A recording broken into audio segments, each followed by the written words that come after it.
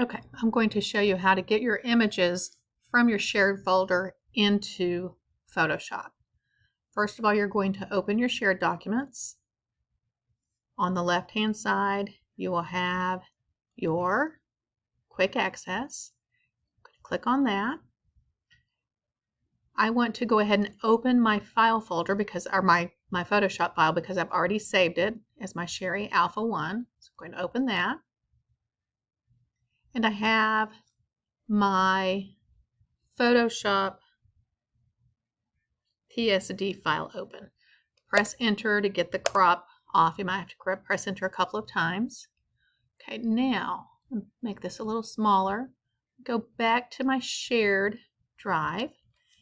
I'm going to go ahead and pull all three of these in at the same time. So I'm going to press Control and click on all of the ones I want. Now remember, when I pull these in, I want to pull them up to the menu bar because I want them to open in individual tabs. If I put them in the workspace, it's going to open them all in the workspace. And I want them individual so I can edit each of them. So I'm going to click up here on this menu bar, hover over that, and let go. And here come my images. And that is how I get my images into Photoshop. What we'll be working on with the Alphabet project is cropping and rotating. This comes into automatic cropping mode. So I know I want to crop this, so while I've got it active, I'll just go ahead and crop it a little bit. I can either press the check box or the check mark or press enter. Then I want to save this. So I'm going to click on File, Save a Copy. Make sure you're in your photo file. And I'm going to pretend this is my letter A. So I'm going to say A space edited. That way I know I have my edited copy.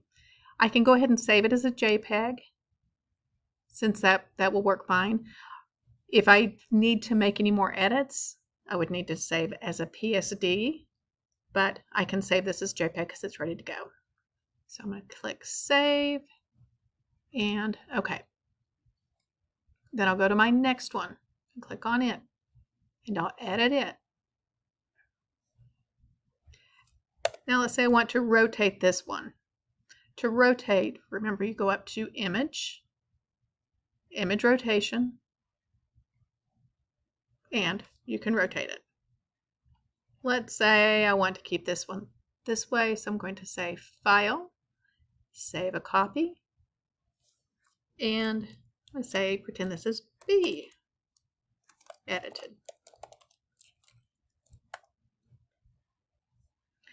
And it's JPEG, so that's okay. I'm in my Photos file, so I'm going to hit Save and say OK. And then the next one, same thing. I'm going to crop it.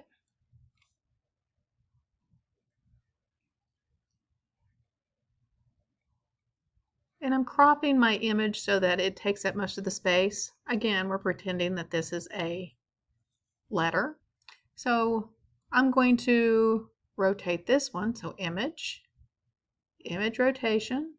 Hey, let's say I want to flip it. There it's horizontal. He's going the other direction. If I don't like it, Control Z. Oh, if I liked it, Control Y. It undoes. Oh, but I've got to a point where it won't let me do anything anymore. So I've got to go back here, click on my Move tool, and I'm going to go to Image, Image Rotation. Let's say counterclockwise. There we go. I'm just going to leave them like this. And I'm going to do File, Save a Copy, and we'll call this one C Edited.